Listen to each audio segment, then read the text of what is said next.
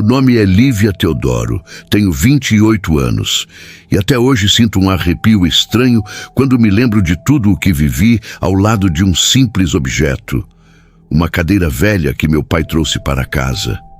Sei que parece absurdo começar assim, com algo tão comum, tão banal, mas aprendi da pior maneira possível que objetos guardam histórias e alguns carregam muito mais do que lembranças, carregam presenças. Hoje moro em Piracicaba, no interior de São Paulo. Mas quando tudo começou, eu vivia em Ribeirão de Santo Amaro, uma cidade pequena próxima de Barra Clara, onde todos se conheciam e a vida parecia tranquila. Meu pai sempre foi apaixonado por coisas antigas, sucatas, móveis velhos. Ele achava beleza em tudo o que os outros descartavam. Trabalhava na capital e sempre voltava trazendo algo que encontrava jogado na rua ou doado por alguém que ia mudar de escritório. Às vezes eram prateleiras, outras vezes luminárias e algumas vezes objetos que ninguém deveria tocar. E numa noite de sexta-feira, por volta das 8 horas, ele voltou com o porta-malas do carro aberto e um sorriso orgulhoso no rosto. Lívia, olha o que eu arrumei para você, uma cadeira de escritório praticamente nova. Meus olhos encontraram aquela cadeira marrom, com rodinhas e encosto alto. Aparentemente era comum, mas havia algo nela, um peso estranho, como se a própria madeira sugasse a luz ao redor. Eu senti aquilo imediatamente. Sem entender por quê, minha espinha se arrepiou como se alguém tivesse soprado ar gelado no meu pescoço. Não falei nada.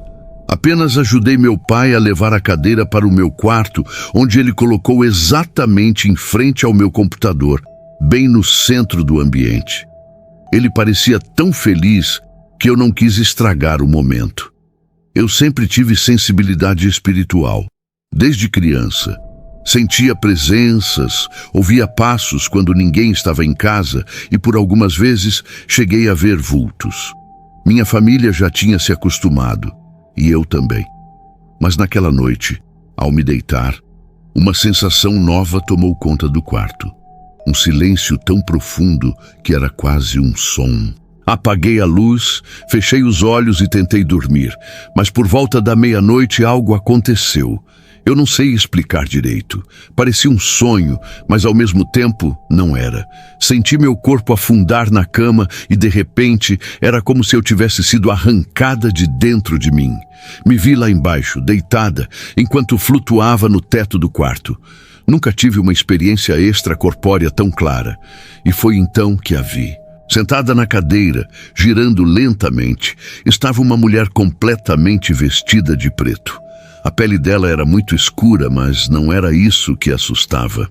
O que me congelou foi o sorriso. Um sorriso largo demais, impossível para qualquer boca humana. Parecia abrir até quase as orelhas, e seus dentes eram tão brancos que brilhavam na escuridão.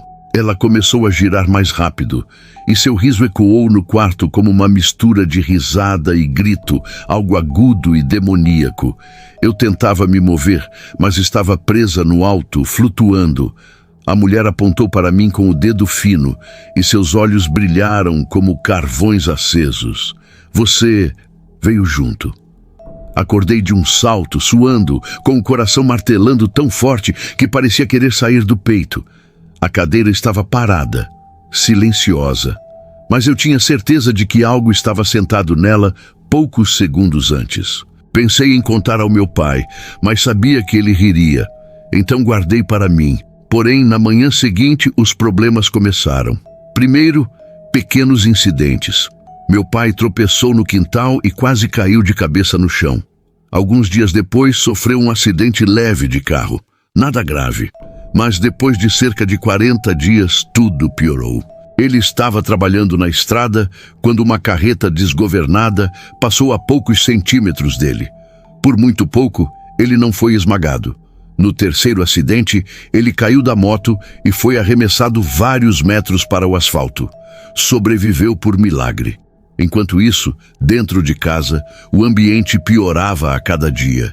Brigas constantes, desentendimentos bobos, sensação de peso no ar. Eu evitava entrar no meu quarto e sempre que olhava para a cadeira, sentia que alguém me observava.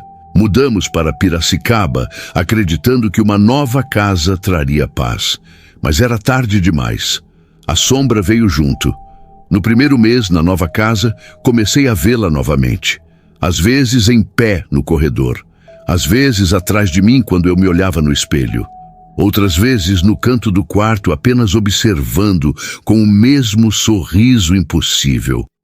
Uma madrugada, acordei com respiração quente no meu ouvido e quando virei a cabeça, ela estava a menos de um palmo do meu rosto. Eu ainda estou aqui, sussurrou. Depois desse dia, comecei a adoecer. Era uma segunda-feira na semana do aniversário da minha mãe, início de março.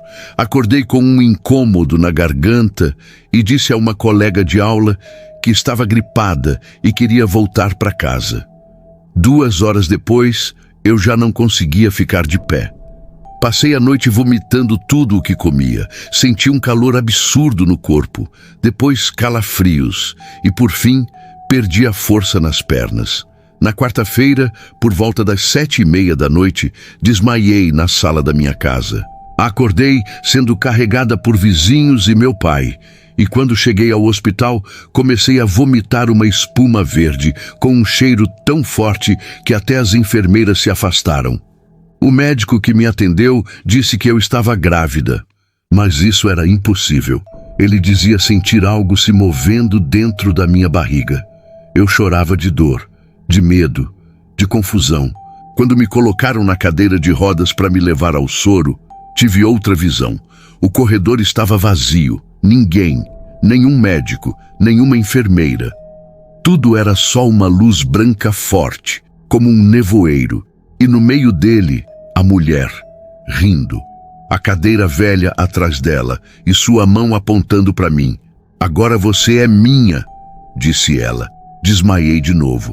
Meus exames estavam absurdos. O primeiro apontou diabetes acima de 170. O segundo, horas depois, marcou 50. Os médicos não entendiam o que estava acontecendo. Eu via tudo de cima. Via os médicos gritando, minha mãe desesperada, pedindo que Deus me salvasse. Era como se eu estivesse pairando no teto, presa entre a vida e a morte. E então vi meu avô, que havia morrido há mais de 5 anos. Ele segurou minha mão, me colocou no colo e disse: "A vovó está aqui, eu estou cuidando de você, nada vai te machucar." Depois disso, acordei de verdade, como se alguém tivesse me puxado de volta ao meu corpo. Passei a madrugada inteira recuperando a consciência. No dia seguinte, o médico explicou que o exame não apontava gravidez nenhuma.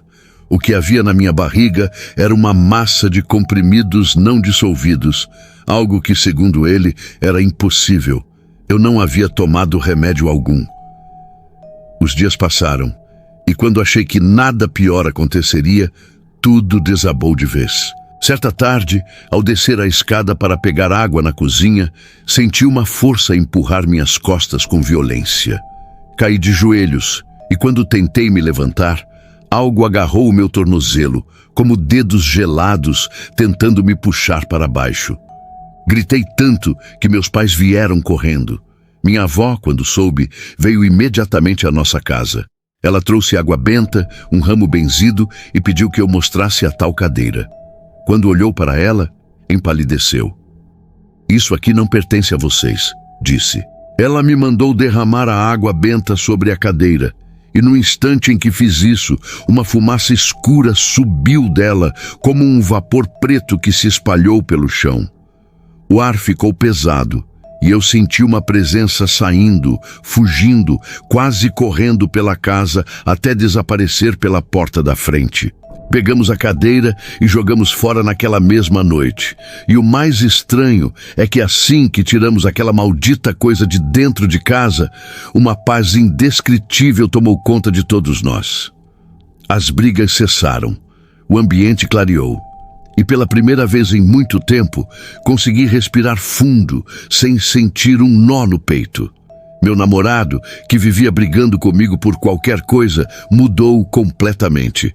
Nossa relação ficou leve, tranquila. Até oportunidades boas começaram a aparecer no meu trabalho. Mas nunca esqueço o que vi no chão do meu quarto quando empurrei a cadeira pela última vez.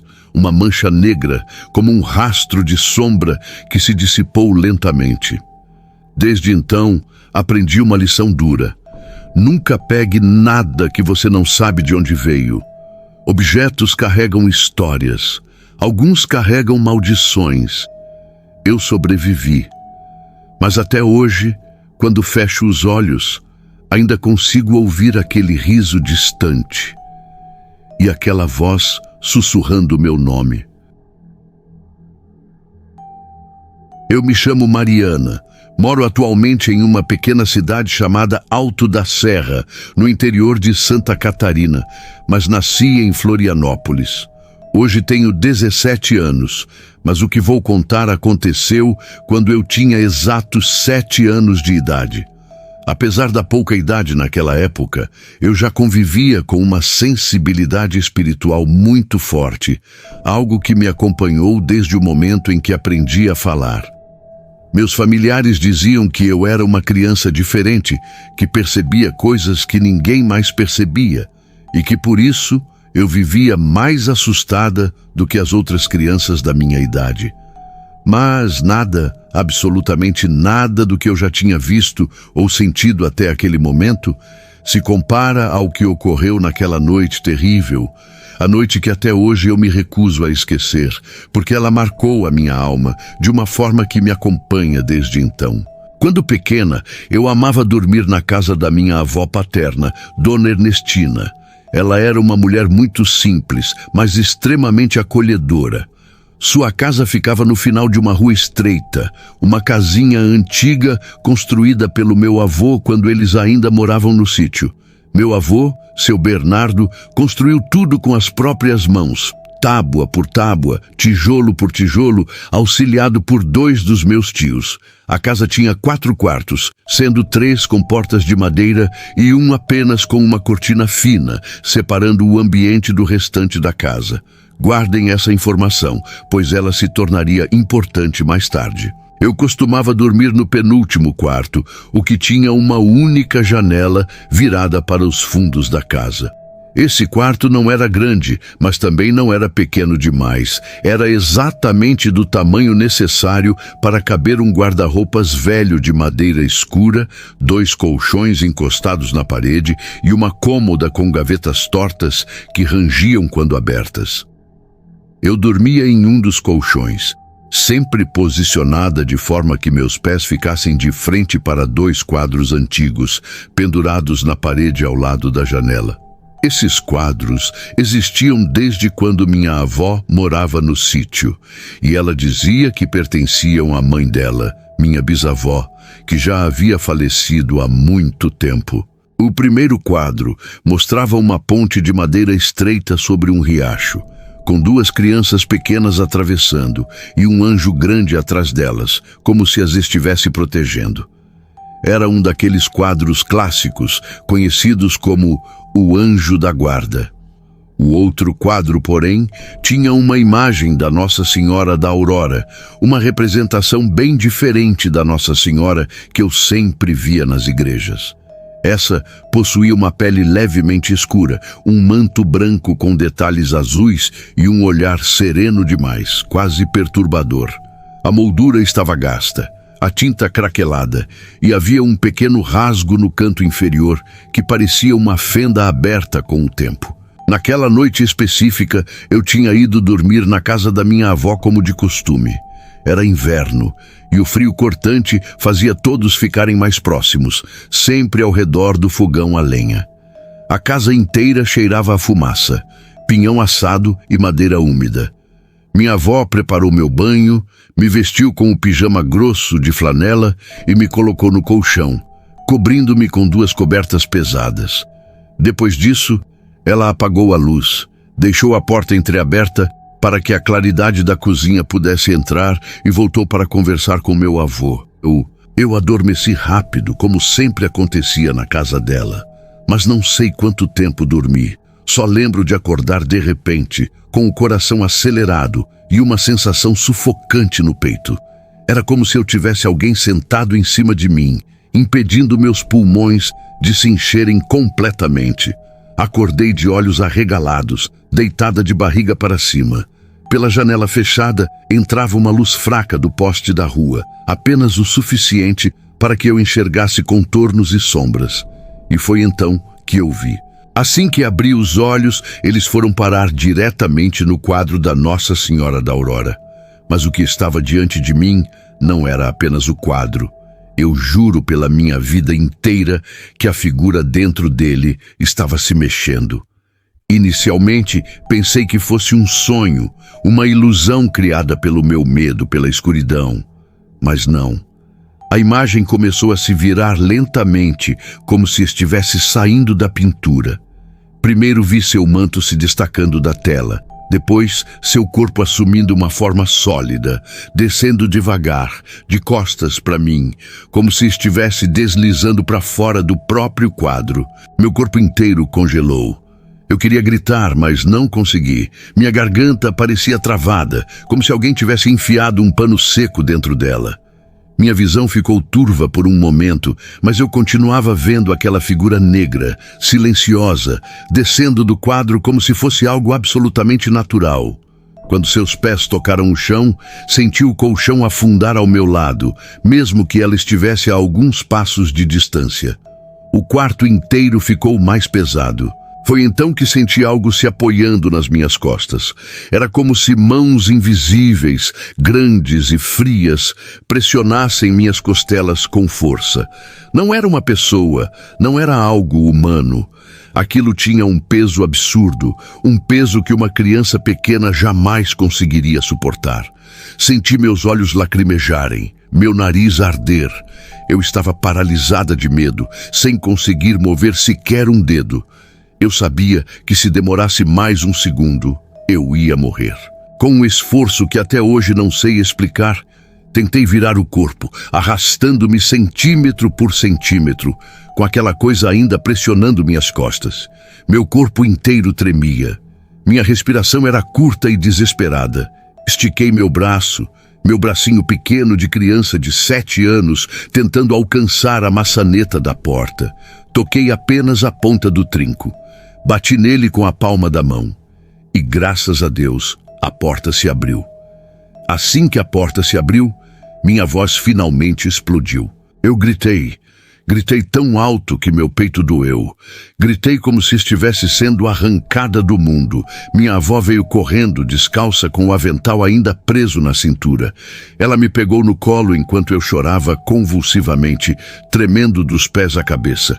Meu avô veio logo atrás, perguntando o que tinha acontecido, mas eu não conseguia falar. A única coisa que eu conseguia fazer era apontar com o dedo trêmulo para dentro do quarto, onde as sombras pareciam se mexer sozinhas. Minha avó me levou para a cozinha, me embrulhou num cobertor e começou a rezar. Eu soluçava sem parar, meus olhos ardendo, minha respiração descompassada. Depois de alguns minutos, quando consegui me acalmar um pouco, ela entrou no quarto. Eu ouvi quando ela acendeu a luz, quando parou diante dos quadros, quando murmurou algo baixinho para o meu avô. E então ouvi o som seco de algo sendo arrancado da parede. No dia seguinte, quando o sol apareceu, os quadros já não estavam mais lá. Minha avó tinha jogado ambos fora, sem pensar 2 vezes. Ela disse que nunca, em todos os anos que teve aquelas imagens, viu ou sentiu nada de errado. Mas depois daquela noite, ela disse que nunca mais iria permitir que algo assim estivesse dentro da casa dela novamente. Ela me benzeu, como sempre fazia, e depois disso, nada mais de anormal aconteceu naquele quarto. Mas eu, desde aquela noite, nunca mais dormi completamente tranquila. Eu sei o que vi, eu sei o que senti. Eu sei que aquela coisa não era a Nossa Senhora que eu conhecia. Aquela figura não era santa, era outra coisa, algo antigo, algo que tomou a imagem de algo sagrado para enganar. Algo que desceu da parede com a intenção de me tocar, me sufocar, me dominar. E até hoje, mais de 10 anos depois, quando fecho os olhos para dormir, eu ainda sinto aquela pressão nas minhas costas. Ainda escuto o som do quadro rangendo quando a figura se desprendeu dele. E ainda me pergunto, o que exatamente saiu daquela pintura naquela noite fria? Nunca encontraremos uma resposta exata, mas eu tenho certeza absoluta de que aquilo não era deste mundo. E este foi apenas o primeiro de muitos outros acontecimentos que vivi. Mas esses ficam para outra vez.